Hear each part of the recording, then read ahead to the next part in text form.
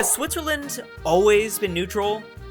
Yes, but actually no. It's a little complicated. The Swiss Confederation, or the federal state, the one that we all know and love today, has stayed neutral since its birth about 150 years ago.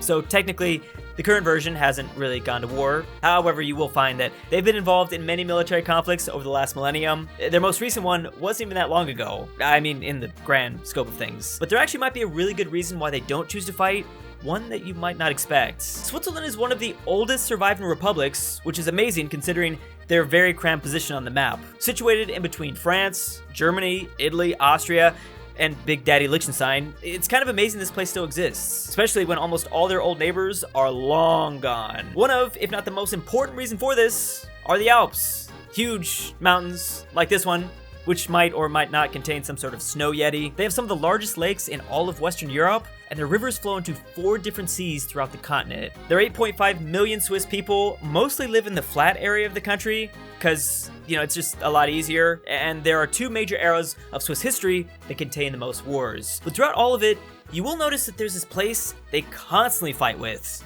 There's just this one country that really seems to trigger them, to the point where they fought multiple times against these people. This place Switzerland hates so much is called Switzerland. Switzerland loves going to war with itself.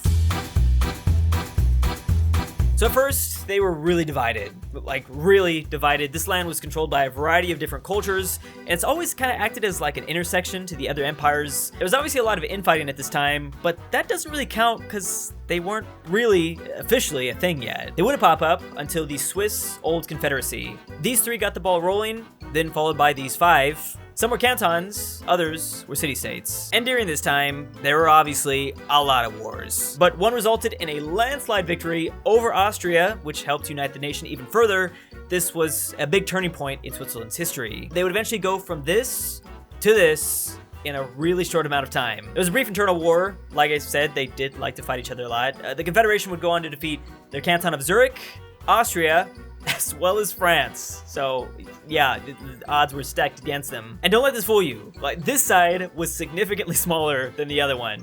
Just making sure you know that. It just proved early on that Switzerland wasn't going to take no crap from any type of separatist movements. The Swiss were feeling invincible at this point. They were unstoppable for their first 200 years until they took one giant L. And it was against France, because, of course, during the Italian Wars. They got slapped. Hard. So hard, actually, that they would go on to almost never declare an offensive war ever again.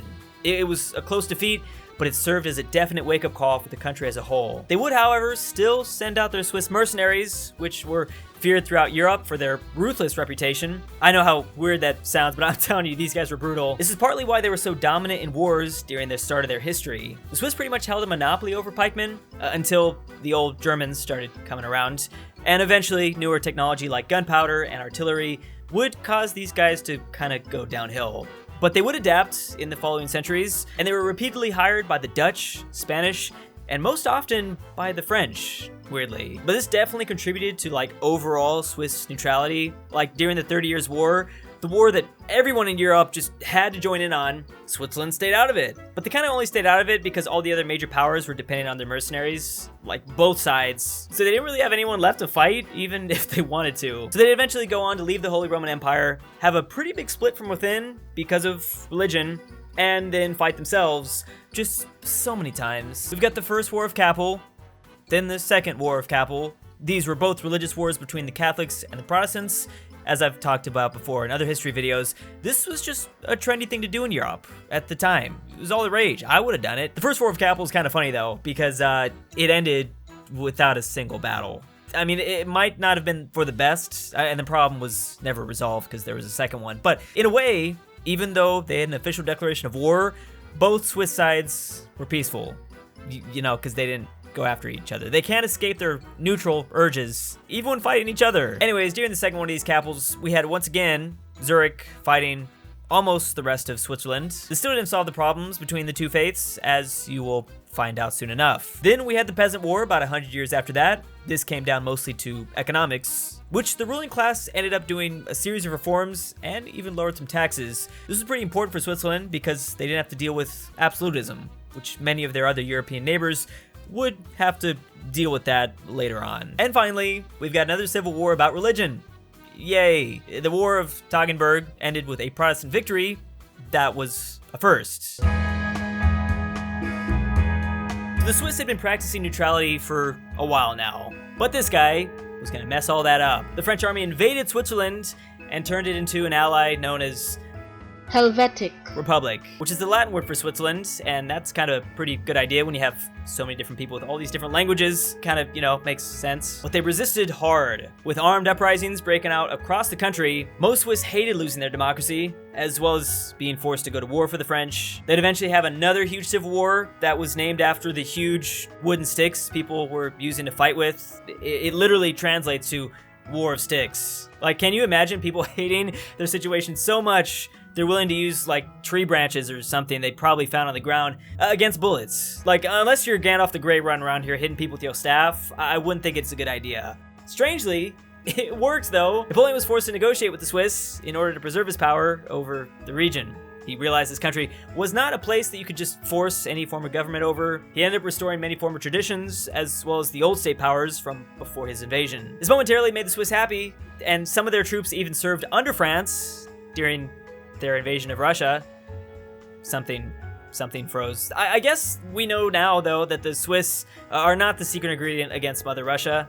Maybe we'll find that one day. After the fall of Napoleon, Swiss independence was brought back, and other European powers began to recognize permanent Swiss neutrality. I guess this is where we could pinpoint where the meme began, since other people were making it more official. They got some new land out of it as well, which has remained in their country to this day. Oh yeah, and there was one more civil war. Let's not forget that. I think being neutral, just gives them a lot of built-up aggression, but because they're neutral all the time, they have to take out that aggression on themselves. It's a vicious cycle, but for having so many different beliefs, languages, and culture, it's kind of amazing this stuff didn't happen even more often. Anyways, this was about what you could probably guess, kind of. It was with Catholic states trying to resist a new constitution and centralization. And it seemed like things were gonna get real intense, like, let's go, this is gonna be entertaining. But things didn't end up being all that wild, so yeah. Before this, each state, or canton, whatever you want to say, pretty much had almost full-on independence, but this conflict finally turned them into a federal state. So they've had at least 7 different wars where Swiss fought other Swiss. And maybe even more, considering before they had their old confederacy, and depending on who was hiring their mercenaries, because everyone was doing that back in the day. So we all know they've been at peace ever since, but obviously one of their most amazing achievements was surviving this. But how? How was that possible? I think there are many reasons, but here are just a few. Germany thought they could just Anschluss the Swiss. Instead of Austria, they would just do the same thing to their neighbor. That plan didn't really work out, though. It really helped that Germany found another way around the Maginot Line. They attacked Benelux, which, that was, I guess, a pretty effective plan. But if Germany did invade, they'd be forced to fight almost every single Swiss in the country. Switzerland at one point had as many as 850,000 men ready to go. It was not worth it. Finally, the mountains, and just the terrain as a whole, which I think throughout history, it all basically comes down to this.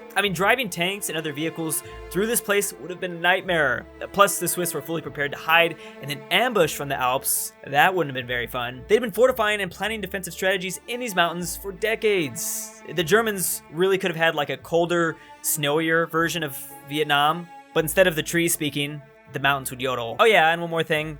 This was just kind of an incentive to not, a positive thing. They were trading with each other. So after Germany fell, the Swiss considered building a nuke. I kid you not, during the Cold War, this was a definite possibility. The plan wasn't fully dropped until 1988, so they definitely thought about it. They thought about it for a while. This would have been pretty interesting. So does Switzerland stay neutral because they aren't very good at fighting? Or do they stay neutral because they are much more prepared to fight defensively?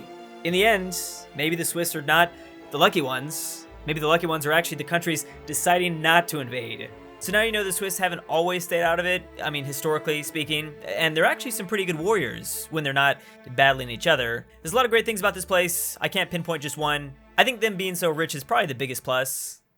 That's a giant plus. Thanks for watching. See you next time. Big thanks to Elfie C, Elijah Senpai, Bruce Vacation, Swiss Argo, Maxi G, King Solomon, Ben Moke, Galley, Tanner of the Nazareth, Free Cruise, Mr. Perkelly, Cooter Donkey, Brandon Hinkle, Destiny 9000, Mega Fat Boy, A Sneaky Gengar, Battle Buddy 1847, James Miller, Mike S is gay, Sleeper 56, Huey Long Dog, and Alfonso M6, Militime, Double Books, KB, my main man Manny, Nikanagawa, Patchy 202, Buff Guatemala.